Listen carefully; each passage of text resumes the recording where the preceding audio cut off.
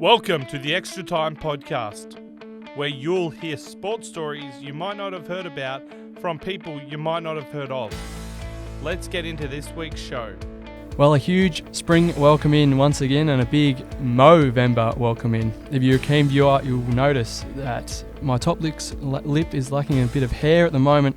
I shaved that off last night because it is Movember, which is a cause that is really close to my heart and one that I take part in every year. I've got a lot of mates and a lot of family members, some blokes I'd like to keep around. So this Movember, I'll be growing a mow and running 60 kilometres for the 60 men we lose every hour to suicide. So pretty big cause. It's one that people probably sweep under the rug, but it happens every year. But it's really important because everybody has blokes in their lives, even, women, men, everything. Everybody's got people in their lives that's worth, running for or worth keeping around. And this is exactly what this cause does. It looks after them, and the money really does help, and it goes a long way to keeping those people that you love in your life. And I really love that. And a few people that I really like to keep around are the two people I've got once again today, as usual. Some of my best mates. Mark Woods, how you going? I'm going well. And once again, we've got our good friend and cricket expert, Noah Fisher. Fish, how you doing? Not too bad. Thanks again for having me on. World Cup is well and truly heating up. So that's going to be our first talking point. The Cricket World Cup over in the beautiful pitches over in India, the absolute highways over there. And it's been a pretty much top and turvy one in terms of the teams we thought would contend. Boys, how are those pre-tournament tips going? You still on those pommies? Yeah, they're well and truly gone. I'm actually quite in disbelief of how they've performed. I think they played their World Cup in their pre-games when they absolutely destroyed New Zealand. And I guess one thing we were talking about with Australia is they never really kept the same 11 in the World Cup, and I think it's really starting to hurt them. And one thing I remember mentioning with you was the danger of England bringing in Ben Stokes, who's actually not been a factor almost at all. No, he's been null and void just about. I think he only played a handful of games. I know he didn't play the first one. And if you're going to start a tournament, you want to win. And you're playing New Zealand, a team that is going to compete, and you don't play the guy you've got out of retirement to play. It's just mind-blowing, to be honest. No, it's been pretty grand. They've only got the one win from 6 attempts so far, which includes losses to the likes of Sri Lanka, which I watched the other night to great pleasure. It's always good when you see the Poms just getting skilled for 150 and then Sri Lanka just chasing that down with only 8 wickets to spare, so pretty easy one there. And yeah, they just haven't really fired at all, and all that's come out of it for them is Johnny Bairstow's book. So Yeah, well, I think as you asked the question, I'm definitely not on them. They're in the mud now, so I've got asked who am I going for, Aussies or England. I'm like, I'm always on the Aussies bandwagon unless England are not playing them. But no, I'm definitely Australia all the way now. We've done well. It was pre-tournament, a few jitters with trying to predict them, but I mean, they've come back well. They've done the Nazareth, if you will, of coming back from the dead, but obviously there's been the team on the flip's been England. Yeah, and I don't want to pump my tyres too much, but I did stay on the hosts. I picked India pre-tournament, and at this stage they are undefeated, which is quite remarkable. I think they've played 6 games, 12 points. They have 3 to come, and I genuinely think, and I said this pre-tournament, it was a hot take. I remember you guys said at the time that we're gonna hold to you to that one, but they actually could go undefeated at least through the home and away or round robin stage. They only need 3 more wins. They just look complete, and in their conditions, which are probably the most advantageous to a team in their home conditions around the world, it's going to be pretty tough to knock them over. Yeah, well, obviously it's been your tip, and if they do win it, it'll be the 4th World Cup in a row where the hosts have actually won it. So there's 2011 India hosted with Sri Lanka and Bangladesh, and obviously India went on to win that. 2015, what a glorious World Cup that was for us. We won it. New Zealand, yeah. Australia, New Zealand, but we won it. And who did we face off in the finals for that? New Zealand. So both hosts actually in the finals. And then the last World Cup, who can actually forget that? That was an amazing World Cup. I can remember watching the whole thing. And I think I woke my parents up at 5 a.m. in the morning when England finally did it. And I mean, it was England, New Zealand. England won it in England. But it was a case of that time I was going for England because of, obviously, Australia weren't in the finals. But no, so going back to the point though, India have the weight of that stat to actually keep winning and win the World Cup and keep that going for whoever is hosting next. It's quite remarkable. They've got the emergence of players like Shreyas Iyer. They've got the talent of the likes of KL Rahul, and they've obviously got one of the best white ball batsmen ever in Virat Kohli. And that's not even to mention Rohit Sharma, their captain, who's, I think, still got the highest one-day score ever. And then their bowling lineup is just incredible because they can interchange, 6 to 8 different bowlers. So how have you seen the hosts so far this tournament, Fish? I mean, I think you've hit the nail on the head. They have just been unbelievable. I mean, what they said against England, 220 against England or something, and that's a well under par score in India. Look at the scores around. I mean, Australia have made near 400 twice. And to defend 220, that's an unbelievable effort. But that just proves the depth in their team. And there are players that aren't even actually in their squad that would still do an amazing job. I know Shubman Gill is injured still, and they've just got the depth in cricket. And it looks like they've been preparing for this World Cup since the last one. They've really wanted to win it. And I guess the stat you did miss out, Woodsy, is they beat Sri Lanka in the World Cup final, in the one that they actually did win. So the two hosts again met in that final as well. So when there's two hosts, they seem to go quite well in their conditions. And India hosting this one outright, they just look unstoppable. When you've got so much talent at the top end of all these teams in the top four, and regardless of who makes it, it's pretty close at the moment as it stands, but whoever makes it, all these teams have so much talent.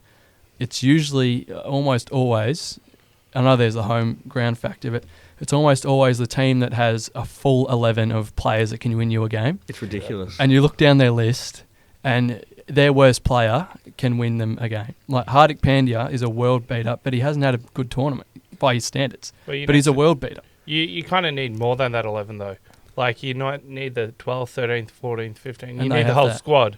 And if you've got the depth in the squad, if you come in on your worst play could be the 17th, 18th player picked, which there isn't. I think it's a 15-man squad, isn't it? I think so, yeah. So then you're actually looking at 15 men.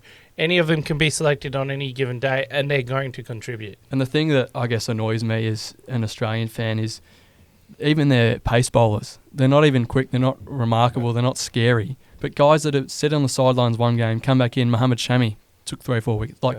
That's the sort of stuff that they play their home conditions so well. I was going to say they're acclimatised to their home conditions, whereas Australian bowlers are they're fast, which Australian summers you think about. Okay, you either have really hot days or nice days. Acclimatised, great. India, it's a bit more humid. Different conditions. It's just always hot. Yeah, it's always hot, but the humidity factor, I reckon, would play a part in that. So that, obviously, India is known for the spin, and their spin bowlers go well in it. And then they've got who I think is definitely, at least in the top 3 in the world at the moment, Jasprit Bumrah, who is quick and is a lot like an Australian bowler, but he dominates in India as well, which is scary. He genuinely scares me when we go up against him. And when we did, just to talk about that batting a little bit more, we had him 3 for basically none, basically naught. We had Rohit Sharma, who is meant to be, their best bat, highest score, can take apart any attack in the world.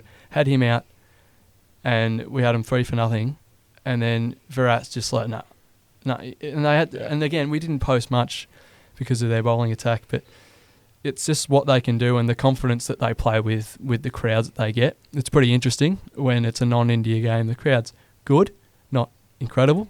And then when India play, it's just that other factor that they're just always in your ear in the outfield and things like that. So it's going to be very hard to beat. Next team we should talk about is the team that's currently second in the standings. But the top 3, the bottom 3 of that top 4 have moved around quite a bit. But the South Africans, they've been dominant apart from one little hiccup against their bunnies. And I'm going to call them their bunnies because my Dutchman, the Netherlands, very proud of my Dutch heritage. We mentioned this last time when this happened. They got over the top of them for a second consecutive World Cup after doing it last year in the T20 World Cup. So apart from that hiccup, the South Africans look pretty strong, Fish. Mate, Quinn de Kock is just in the form of his life just about, and then he's going to be coming to play in the BBL for the Melbourne Renegades. And if you're a Melbourne Renegades supporter, you are just can't wait for the season to start. He's hitting the ball cleaner than I've ever seen.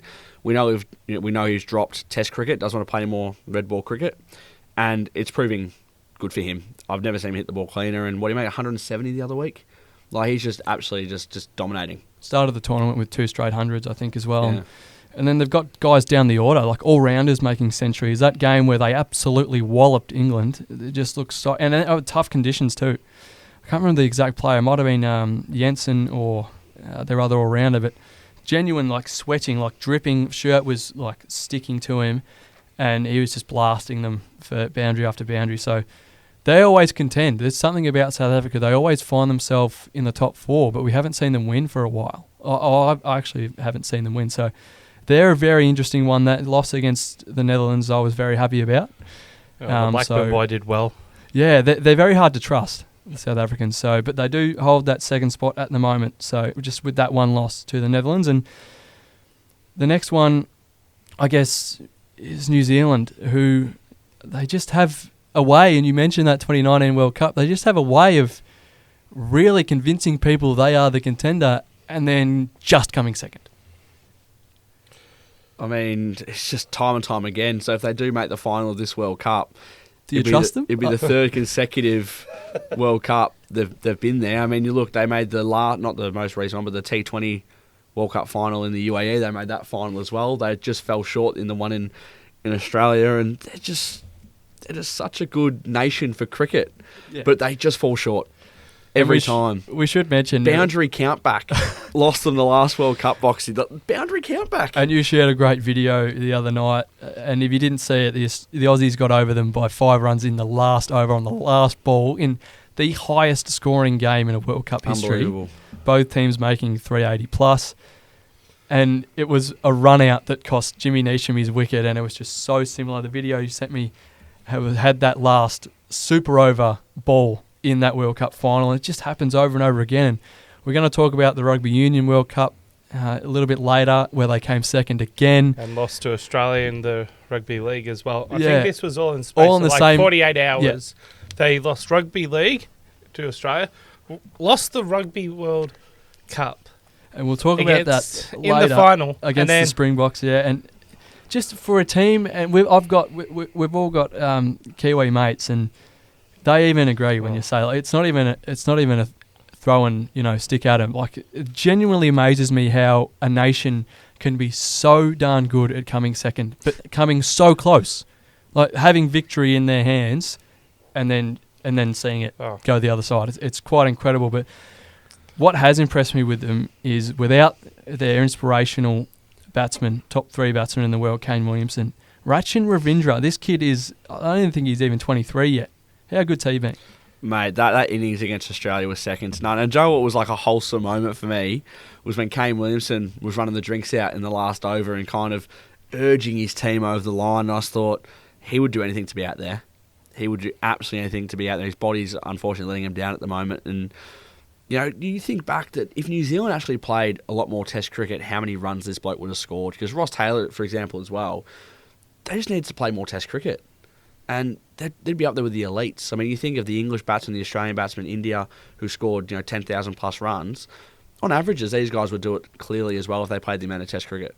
Yeah, Ross Taylor went pretty late and pretty old, but he was just an absolute run machine. And you're right, like, the talent that they have it's second to none. Like Kane Williamson, they would almost be up there with India. They'd be very close to them if he was playing them. There's no doubt about that. But this kid, Ravindra, it was some innings, and he's done it all tournament, coming in at 3, which is a massive role. The shoes of Kane Williamson are huge, and this kid, he bowls these left arm tweakers that are serviceable, which is very important in India, and they've put their faith in him, and he's absolutely delivered when a few others couldn't. They've obviously had a few changes to their team. Like, obviously, really seasoned vets like Martin Guptill aren't there anymore, so they've moved a few things around. But Devon Conway's been good at the top as well. Their openers have been great. They look really dangerous, and they're another complete team.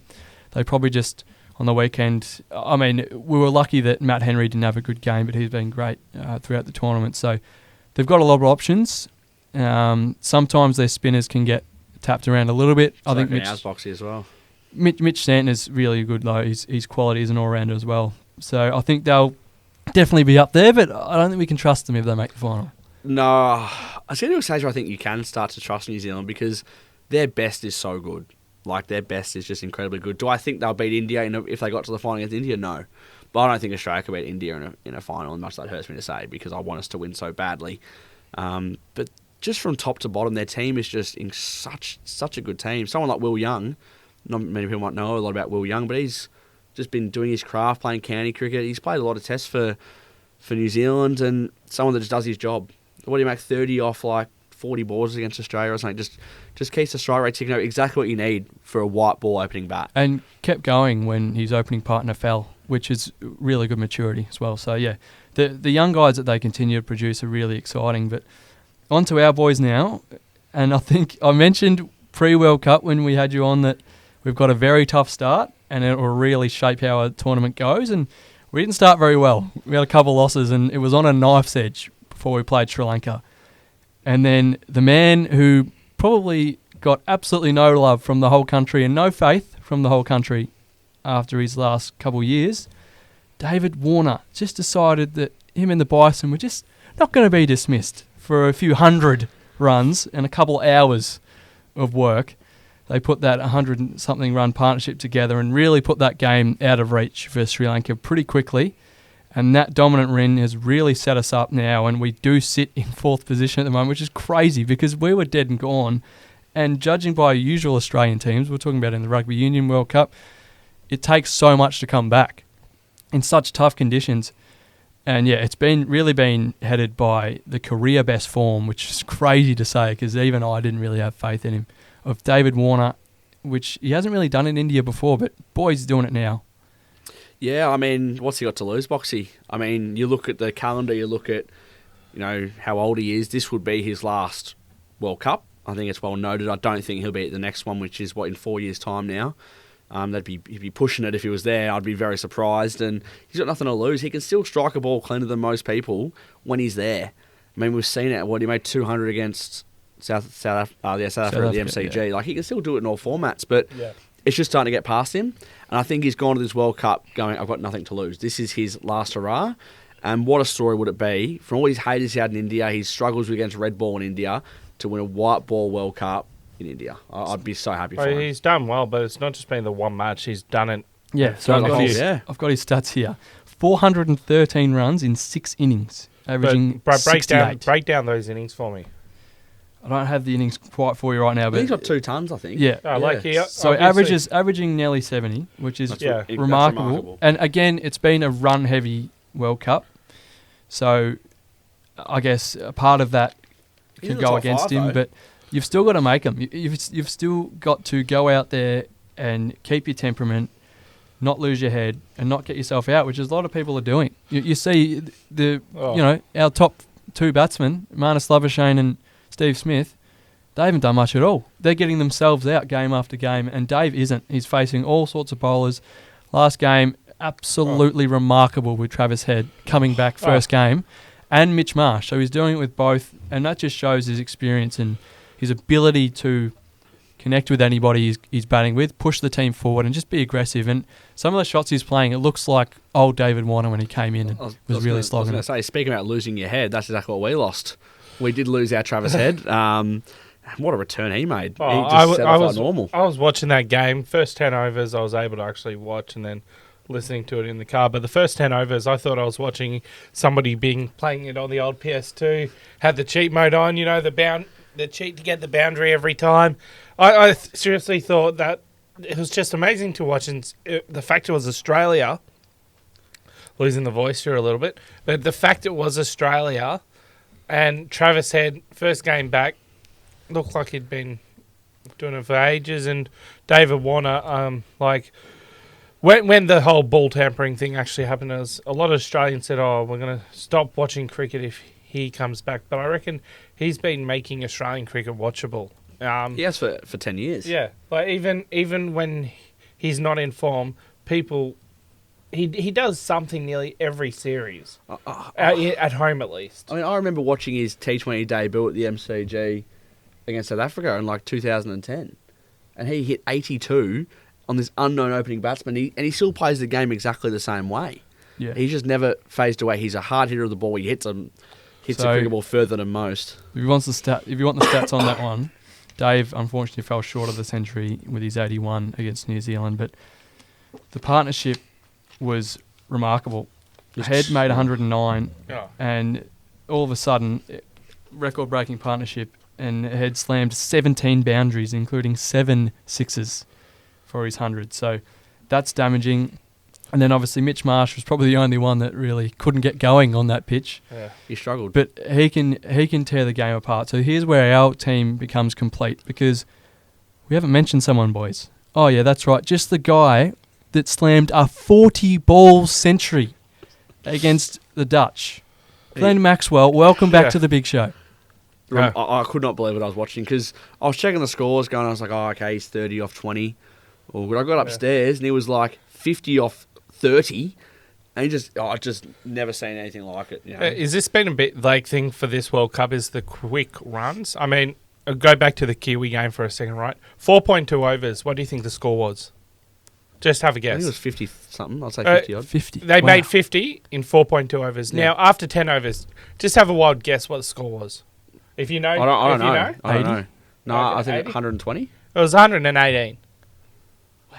Well, I can remember because that's when I actually had to stop watching. But I was like, I watched the first 10 overs. But And it is, everyone's doing it because the pitches suit you for batting if you keep your head. And they're good early. And that's the what sort I of find. cricket everyone's playing. Everyone's playing baseball except the blokes that invented it. Yeah, but even then, like, I'll go back to the Kiwis for a second, right? The fact that you would have thought, oh, the game's over, and then obviously a bit of questionable bowling, but New Zealand got themselves back in the game with their shot selection. Ravinja did the same thing, and again, Will Young helped that because he saw his opening partner leave, and he could have easily just bogged down and tried to stay in. But him and Ravinja decided, no, we're going to actually go hell for leather, and it paid off so much. And Neesham at the end, it's exactly what you need from your all-rounder. We get that from Maxwell. They got it from Neesham. So every team in the top four, like I said, really has match winners everywhere. And then our bowlers have been quite good. I think that's where we can improve. I think Mitchy Stark just needs to pull in his extras a little bit, and I think he'll be all right. But Hoff's that great. last over versus New Zealand when he bowled the 5 wides. No, that's what I was talking about, the question, the questionable bowling. But Zamps, who has a world of weight on his shoulders this tournament, especially being a leg spinner, which not many teams have. A lot of them are either have their offie or their left arm offie. So he's a little bit out of place there, but he just does so well. He might cop it. He might go for 70 plus, but he always takes wickets, and Maxwell can pitch in as well. So, and then Head will probably start bowling as well, which is serviceable, because we saw Glenn Phillips take 3 for, and he was New Zealand's best bowler.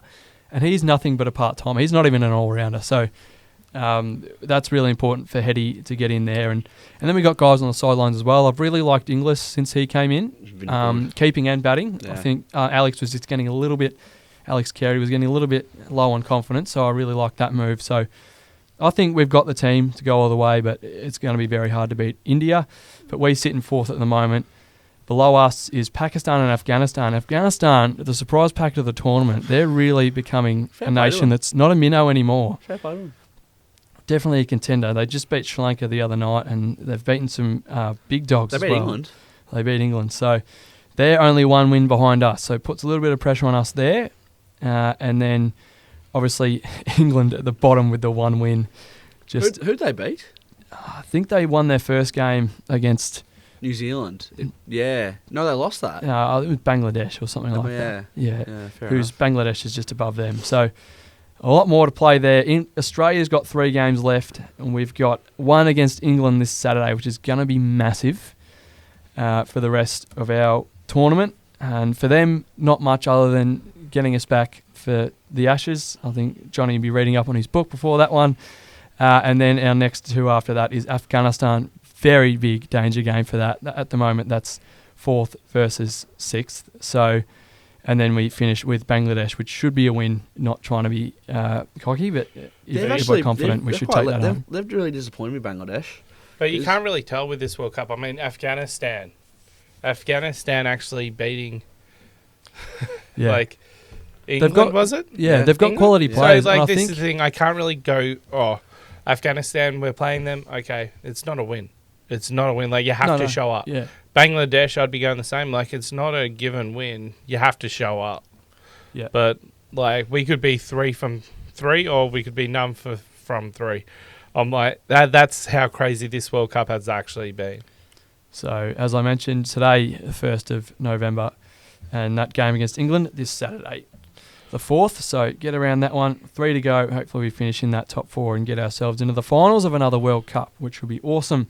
A World Cup where we didn't win the finals or get into the finals at all. Didn't even get out of the pool, as we've been talking about recently. The Rugby Union World Cup concluded over the weekend over in France, where the All Blacks could not get it done. The Springboks took it home. Yeah, well, it's been an interesting World Cup. I mean, obviously, being an Australian, our focus has been on Eddie Jones, who has quit now as coach, and his record was a 2 from 9 games from this calendar year. He got in January 2023, 0 wins against the Tier 1 competition. And last place in the Rugby Championship this year, and the first time we haven't got into the quarterfinal stage. But that's the Australian side of things. But how good were the Springboks? And they're absolutely amazing World Cup. But I've got a question for you out of the blue. So I know you're talking about Collingwood last week and their amazing finals campaign, winning by such a little margin overall. What do you reckon South Africa's were? Well, I've just looked up the final score of the final, Yeah. which was a solitary point. I think it was 2 points. So it was 1 point in the final. Okay, so without looking, I trust you on this. Have a guess. I'm going to go 2. No, well, you got the quarterfinal, semi-final, and then the final. Oh, I'm going to go 3. Well, rugby's a different sport, obviously, with the not as high a scoring. But yeah, I don't think it'd be any higher than 5. Well, I think Noah knew where I was going to go with this. So it was 11-12, or 12-11 in the grand final, 16-15 in the semi-final, 29-28 in the quarter-final. That's unbelievable. Like, I don't... That's belief. You can't get any tighter. But you just can't get any tighter. That's unbelievable. Yeah. Like 3 points in the 3 games that they played, and they've won the World Cup against one of the best teams of rugby union that, I mean, throughout the generations, they grow up playing this in New Zealand. 2 really proud rugby nations, and congratulations to the Springboks there. A really, really strong team all tournament, and I mean, they surprised me. I had the All Blacks for all money, but New Zealand, once again, coming second in a World Cup final. Now we're going to head over to the shores of North America, US of A and Canada. The NBA is back, boys, and we've got a few Aussies around the traps, a few more than we've had recently, and they just do it so well, headed by a few superstars. But I'm going to get you to name all the Aussies playing in the NBA this season. It's tipped off this last week, and where they play. I'll give you 3 strikes. Who wants to start? Well, I'll start because I know nothing about basketball, and I only know the mainstream guys. And obviously I did a bit of research before and got one spoiled for me, which actually helps because I would have got that player's team wrong. I'll be upfront about that. But Josh Giddey, obviously, Oklahoma City. And if I'm wrong about that, so be it. No, Josh is playing for Oklahoma City, and I'm really high on the former Adelaide 36er. He is a superstar. He does it all despite his draft. Everyone's saying at the draft that he can't do anything. He's got no genuine basketball skill. Josh Giddey is a genuine superstar, and I actually think he's on pace to be one of the best Australian basketballers ever. But Fish, you're up. Who have you got? Well, I was going to say, he only knows a couple of mainstreams. You can get yours out the way, and I'll go Ben Simmons, obviously. Now, this is the one I got spoiled for me researching it. I would have said Brooklyn, but apparently he's back at Philadelphia. I would not have guessed that. But first strike, Woodsy. Incorrect team. He is playing Ben Simmons. So he's not at Philadelphia? He's still with Brooklyn. He's still with Brooklyn. And the really good story there is obviously he's been through a lot, Ben, with his injury. He had a pretty messy... He got stitched up by Fish there. Ben had a pretty... No. Hold on. I saw this thumbnail on ESPN, right? I'm going back to it now, seeing if I can find this. He got clickbaited. So it's Ben Simmons in a Philadelphia top, and I'm going to see if I can find it. Yeah, well, he started his career at Philadelphia, and as I was about to mention, pretty messy exit there after a playoff loss to the Hawks. He wasn't really happy. He just wasn't himself there, and then he had a few back injuries, got moved on. Didn't really play much in Brooklyn last season. Cops a lot over social media and the like, and part of it's him, part of it's that. But it's really good that this season he's back, he's healthy, he's playing, and he doesn't have to come out and drop 30. That's not what the sort That's of not what he player he does, is. Coming in, maybe everyone was expecting that from him, but with the injuries it has, as an Australian and as a Boomer supporter, where in that team we just need rebounding and playmaking. And that's exactly what he does. And he's 6'10 frame. He's doing really well there. So it's great to see, and I really am bullish on his comeback. And I'm so happy for him. hopefully he has a really good season with the Nets, and he wants to play in the green and gold. For the Paris Olympics, but that's a long way away. I just really hope he has a good season, but he is still with the Brooklyn Nets. Woodsy, you got another one for me? I got stitched up at ESPN, but I don't know if he's actually playing, but Joe Ingles. Joe Ingles, have you got his club? I'll say this. He was traded. Okay, Again. then I won't know, because I think he... Okay, I'm not going to... Do you have the club he played most of his basketball for? I want to say the Spurs. I don't know if he played at the Spurs or not. Like, this is the thing. I don't know NBA. Yeah, that's right. So that's 2 strikes, Woodsy. Well, so what team did he play at? Basically, he played for the Jazz for a number of years. Yep. Did quite well, and then he tore his ACL. He's had to stop in Portland. Didn't really play much there, almost at all. Milwaukee. He was with Milwaukee with Giannis last season, and now he's been moved to the Orlando Magic. Orlando Magic, is it? Oh. So where did he get injured? He got injured, Jazz. yeah, he tore his ACL. Oh, Yeah. At the Jazz. yeah.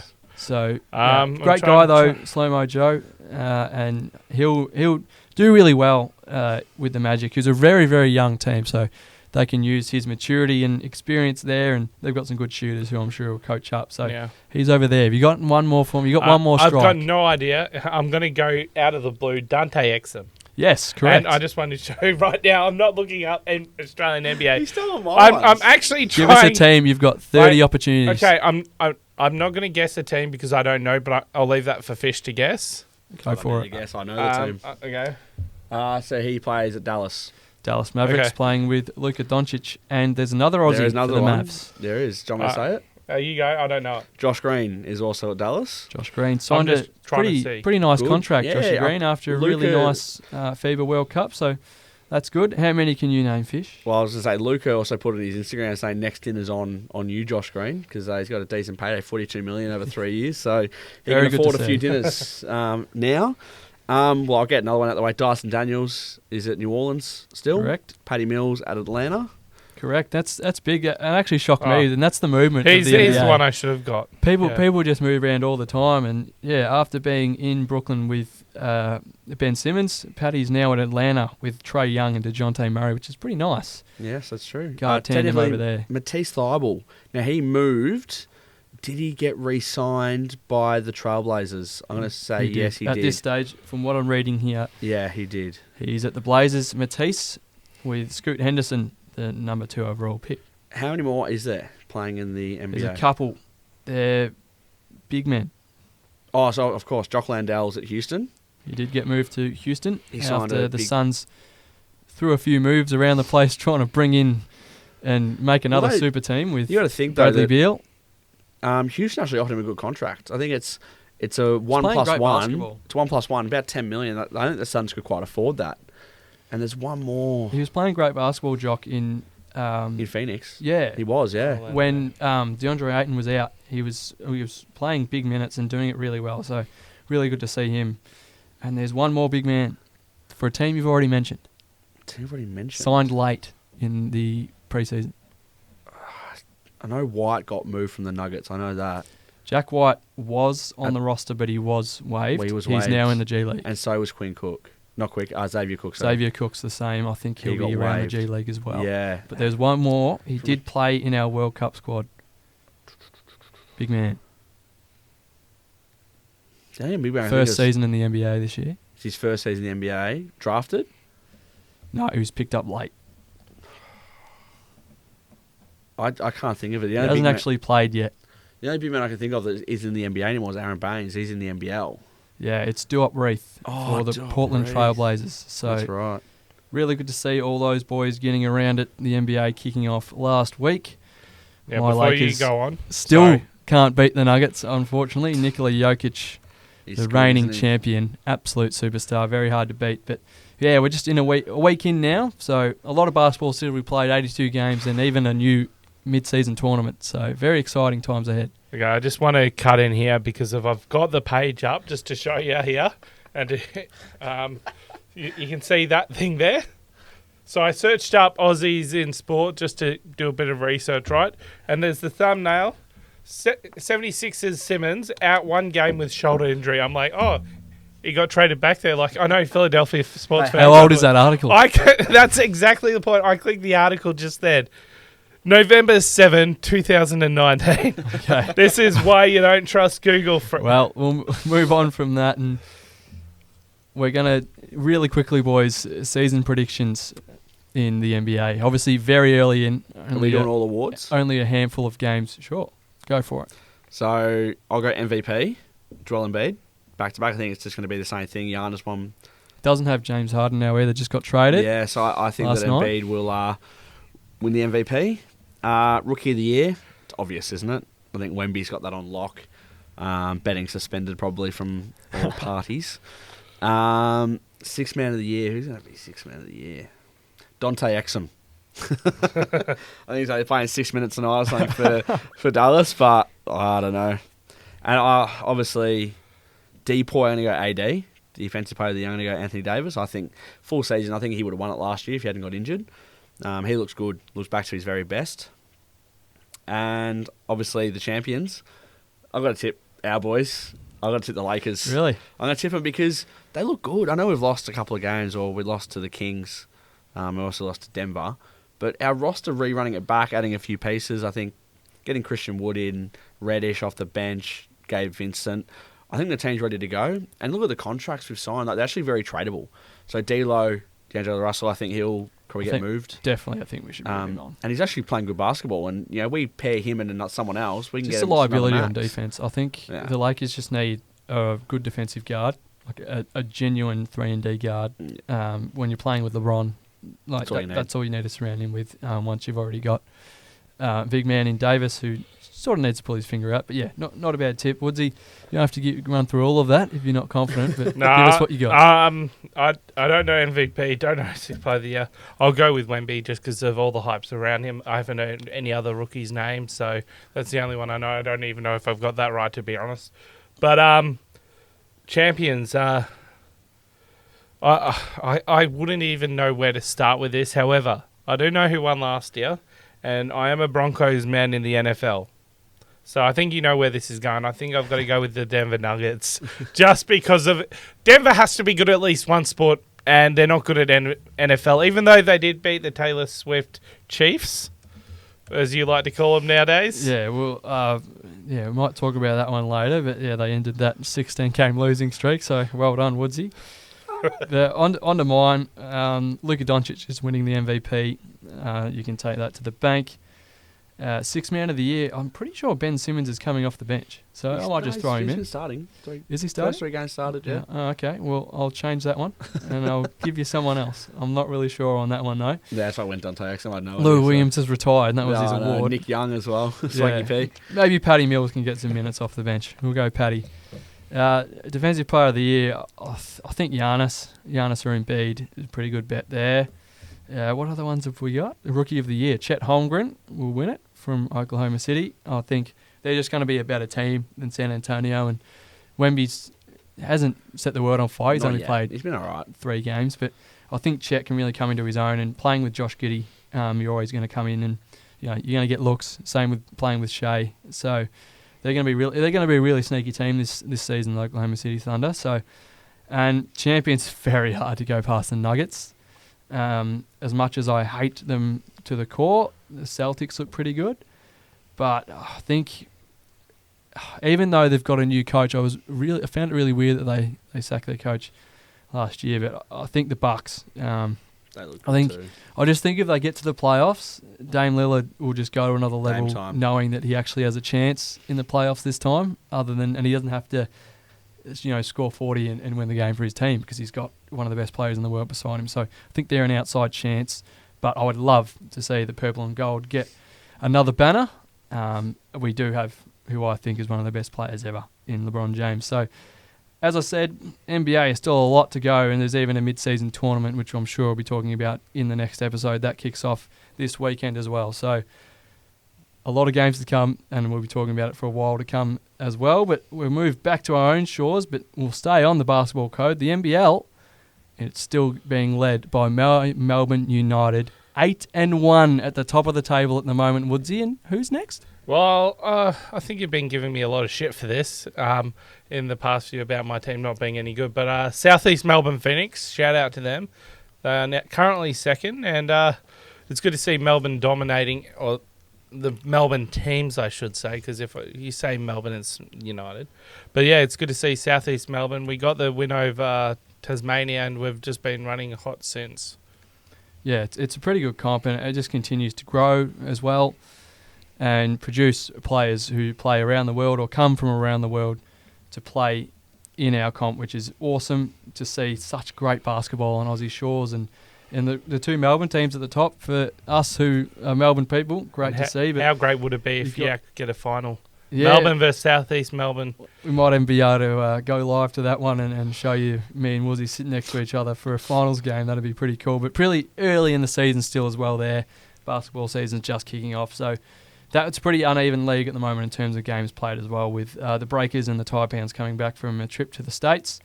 So obviously Melbourne United are 8-1. They've played 9 games, but Southeast have played 8, and then there's a few teams with 5, a few others with 7 and 8. So it hasn't quite evened out yet, but yeah, pretty good. Melbourne United way out on top at the moment. Their next game is against Perth, which will be huge.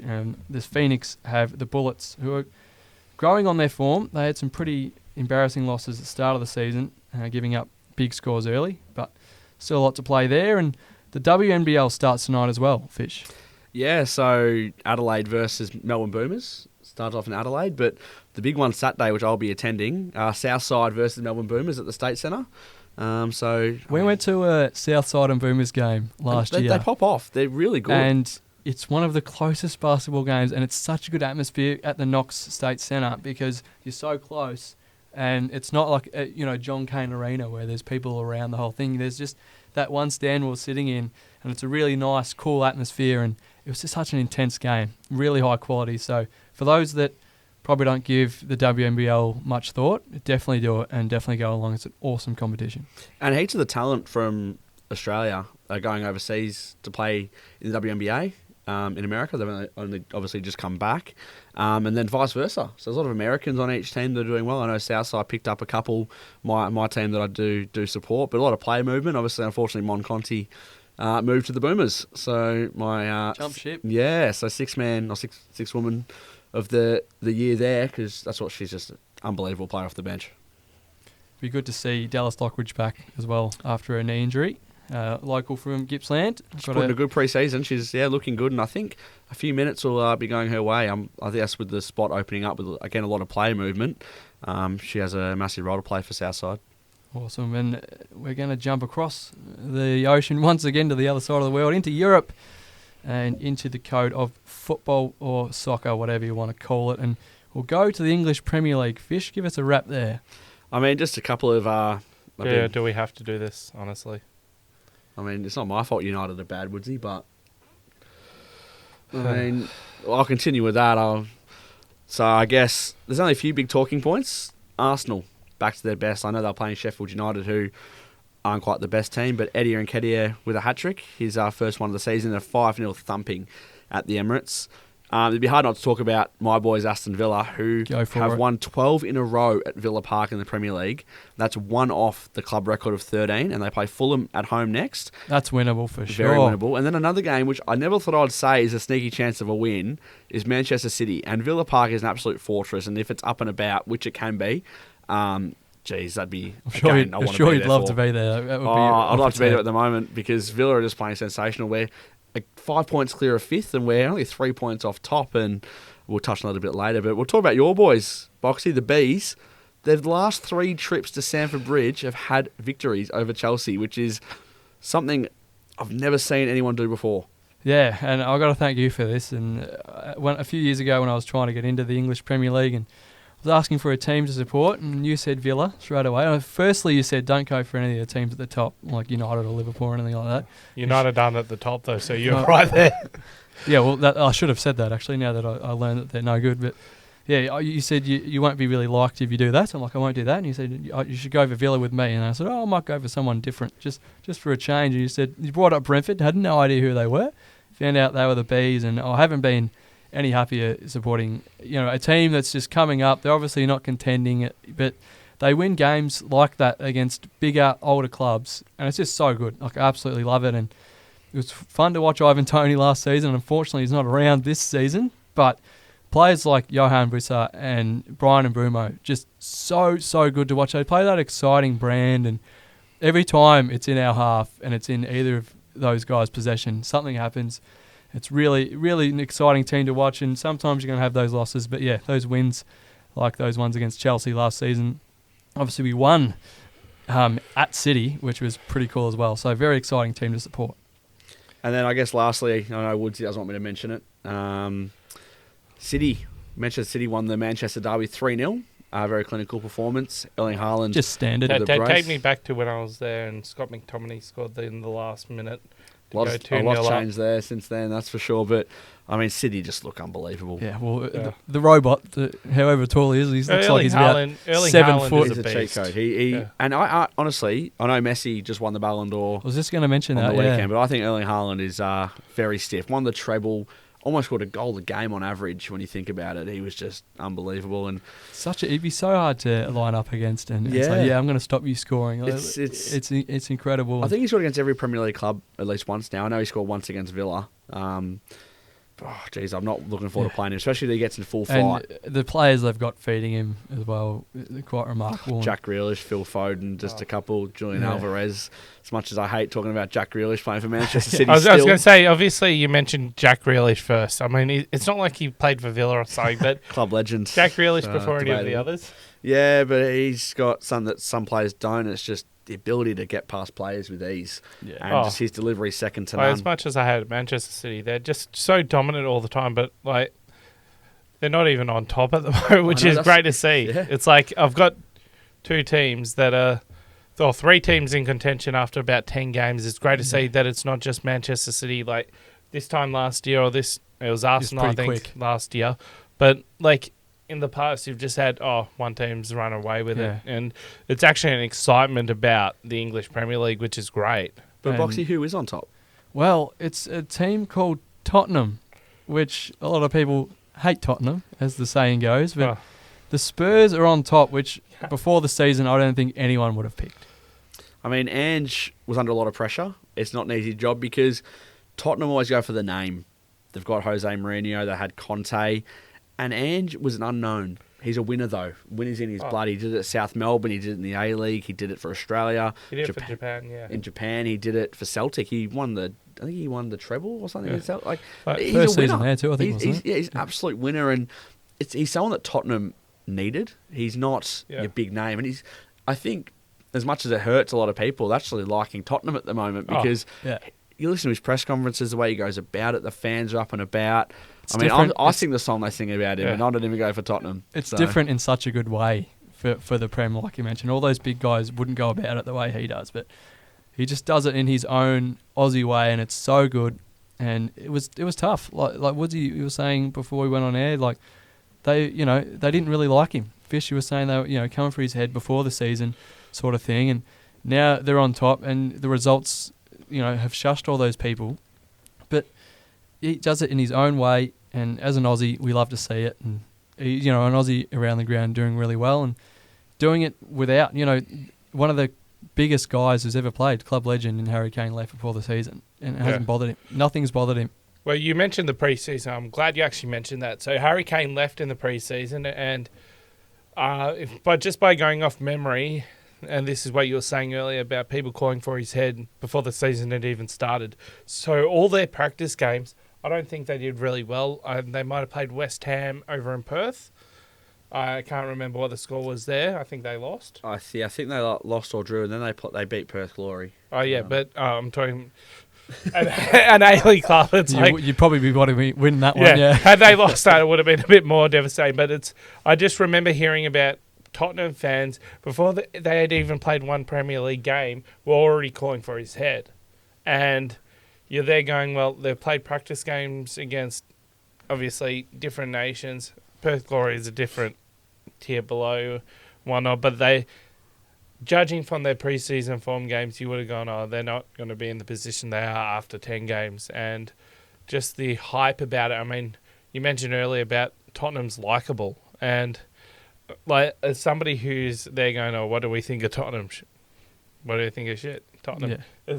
It's like you can't really say that at the moment because of you want them to do well because of Ange. That's what it is. There's no one above them at the moment, so he's doing a pretty good job, and all the best to him. Hopefully, it lasts the whole season, and he can go down in history there at Tottenham. But you mentioned Perth Glory, and now we'll talk about the A-League, which has kicked off. Officially kicked off last week, so it's our second match week is now completed. My boys, Melbourne Victory, with 2 wins. They beat Newcastle Jets 5-3 on the weekend. It's a lot of scoring. With Bruno Fornaroli, the Melbourne City legend, I should say, now playing for Melbourne Victory, scoring 4 goals, including a Rabona for his 4th, just a casual one to top it off.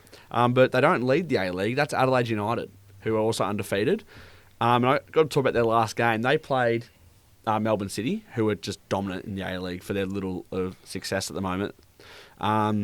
Speaking of their striker, Jamie McLaren, probably one of the worst games I think could go down in history. As much as I love J-Mac, he's a Socceroos player. As I said, they lost 6-0. And Jamie McLaren had 7 passes completed at 100% for the game, all 7 of them being kickoffs. He also missed a penalty in the game, so he did not have a good game. They got absolutely played off the park by Adelaide. And just to sum it up, and they actually sit bottom, and I believe their coach has just resigned today. So they're looking for a new manager. Tough times for that PR department and the players. They're probably just really hanging for next week, and they're probably going to come out hard, and J-Mac's probably going to want a few more touches other than kickoffs, I'm sure. Yeah. Well, just looking at the table, and 2 interesting facts. There's 2 teams that haven't actually conceded yet. So Western Sydney, 5 goals, 0.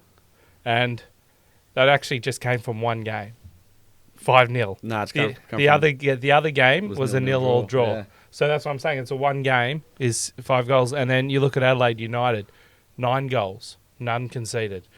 That's 3 goals and a 6. It's good to see because you know that it's going to be exciting football when you go and watch. You know that more likely than not, at least one team is going to do a bit of scoring so far. Well, that's what the stats say. So, yeah, make sure you get along there to the football we have on our shores. It's always good quality. So that's just kicked off. It's just good to see the young talent come through. I mean, it's where they start. Someone like Aaron Moy, for example, he started playing for Western Sydney, went to Melbourne City, and then got his chance in England. I'm going to put a name out there. I saw him play against Melbourne Victory. Clayton Taylor, a guy I've never heard of before, came off the bench. They were 4-0 down at half-time, Newcastle, getting absolutely battered. So their coach made a decision to make some changes and bring on this young guy. Scored twice. You know, someone that I've obviously never heard about, but this guy could have a massive future ahead of him, and it just gives us a good opportunity. I mean, you go to places like England, and I mean, how many times you see a star academy player born at someone like Manchester City? It's very rare. Someone like Phil Foden, I know, has got the chance to do that, you know, but someone like Newcastle Jets, there's so much potential for 11 guys to put their foot forward and start for them. So many opportunities, and all you got to do is take your chance, and you never know where you could end up, and you might be in national colours. And speaking of those national colours, the Matildas, after their World Cup heroics and unfortunate loss at their final hurdle against the Poms, they were back in action. And this time it's Olympic qualifiers with Paris on the horizon, and the qualifiers against a few teams from around the Asian region over in Perth in Western Australia. The first one at HBF Stadium, I think it's called. And that was a handy 2-0 win against Iran, who just seemed that they were all injured whenever they were contacted. I know a lot of the time that's football, but that Iranian trainer, I tell you what, her Strava or his Strava would have been off the charts that night. Well, you're telling me about how they must have loved the feel of the grass, because I don't know if it's any different in Iran, but Australian turf is absolutely magnificent. They're all over that turf, especially the Iranians. Park. It's fantastic facilities. I don't know what they were doing, whether they were trying to waste time, even though they were 1-0 down and 2-0 down for most of the game. It was 11 minutes added on at the end, but it didn't matter because the result was always going to go the one way. So it was a good start. A lot of our top line players, Mary Fowler, Sam Kerr, they didn't play until about the 60th minute, and then came on and put the margin ahead. But they did start, and they did play a few days later when we played the Philippines, who had just come off a 7-0 win against Chinese Taipei. So looking pretty good, pretty confident. a lot of American Filipinos in that team who play in America.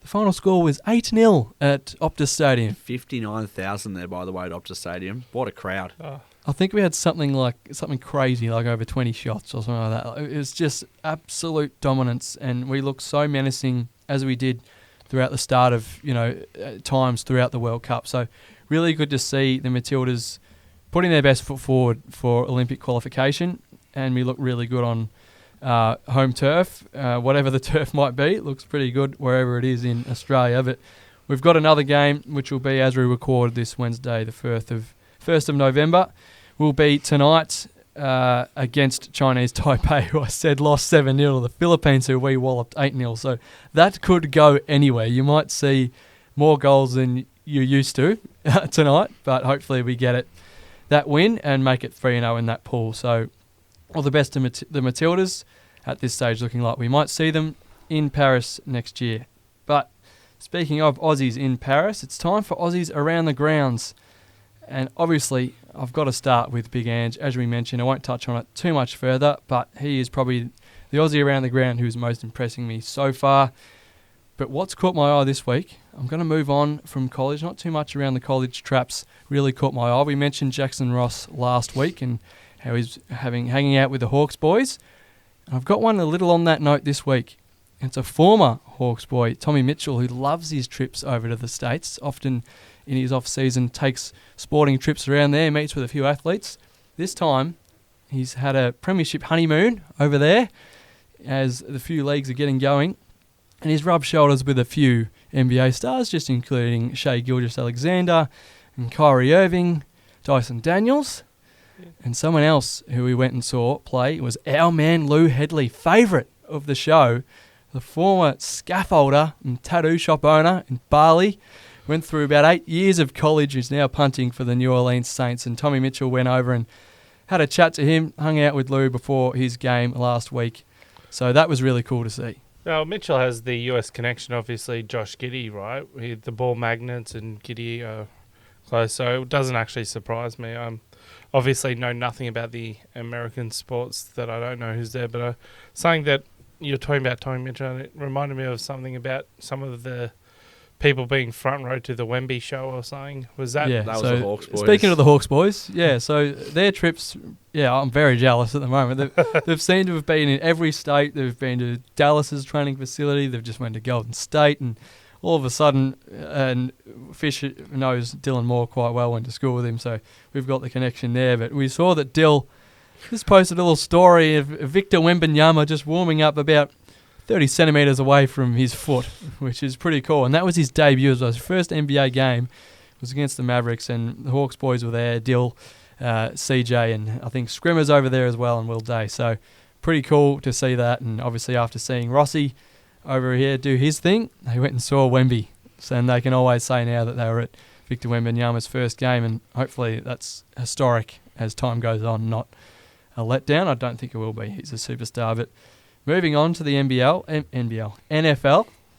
Too many leagues going on, too many N's and L's. In the NFL, I just want to touch on Cameron Johnston, the 6-year vet. He impressed even NFL experts on the weekend. He missed a few games at the start of the season to injury, but the Houston Texans punter absolutely boomed one on the weekend, playing against the Carolina Panthers in a matchup of the first and the second overall picks in Bryce Young and CJ Stroud. He took to the field shortly before halftime. His team were pinned deep in their own territory. So I've mentioned a few weeks ago on the podcast, the punter's job is basically to just, in simple terms, get the thing, punt the thing, boot it, get it as far away as you can down the other end of the field, but not into the opposing end zone. Ideally, you want to have the ball bounce and either go out of bounds or stop rolling inside the 10-yard line at the other end, because that means the other team's going to have to start their offensive drive at their other end of the field. Basically, it's like kicking out from fullback, but ideally you want to put it in the other goal square, say, because it's very hard to start your possession from on your goal line, on your defending goal line. So that's where Jono started. He actually took the ball, I'm looking at a photo here, and he was standing on the H of the Panthers logo in his own end zone. So the end zone that the Carolina Panthers were trying to score into, kicked the ball out of his own end zone, 74 yards downfield inside Carolina's 20. So, for context, that's pretty much the perfect punt. And the commentators went mad. They said, man, what a punt. Booming punt, my goodness, they could not believe it. And the little cherry on the top is the 74-yard punt is the longest punt ever recorded in the history of the Houston Texans. So the man who owns that record is Aussie. It's Cameron Johnson. So well done to him. Had to give him a special shout out. But the other guys are doing it brilliantly. Obviously, my man, Dicko, Michael Dixon for the Seahawks. My Seahawks, who had a great win over the Browns at home in the throwback unis on the weekend. He was consistent as always. 54-yard average in the win. Mitch Wisnowski, never far behind. He averaged 50 yards per punt in his loss to the Cincinnati Bengals in San Francisco. Adam Gotsis, our defensive lineman for the Jacksonville Jaguars, he had a really good game, stopping a few runs and having a tackle. And obviously, Falale and Mailata doing really well. Falale for Baltimore, who lead their division. And obviously, Jordan Mailata, who's a part of the best offensive line in football for Philadelphia, who have no real Super Bowl hangover. They're only with the one loss, and they lead the NFC at the moment. So they look like they might get back to the Super Bowl this year at the moment. And Jordan Mailata is a big part of that. So well done to him. But that's all for the Aussies in the NFL this week. Now I'll move to Formula One, and I have to mention it because, boy, it was a happy weekend to be an Aussie. We had 2 racing once again, and where do I even start? Daniel Ricciardo, back to vintage Danny Rick, back in Q3 in qualifying, found insane pace in the AlphaTauri that's just had none all year, and qualified in the top 4 in the second row, qualified P4 for the Mexican Grand Prix. Unfortunately, it didn't convert to the race pace on the day on Sunday, and he and Oscar Piastri lost a few positions and finished in 7th for Ricciardo and 8th for the rookie.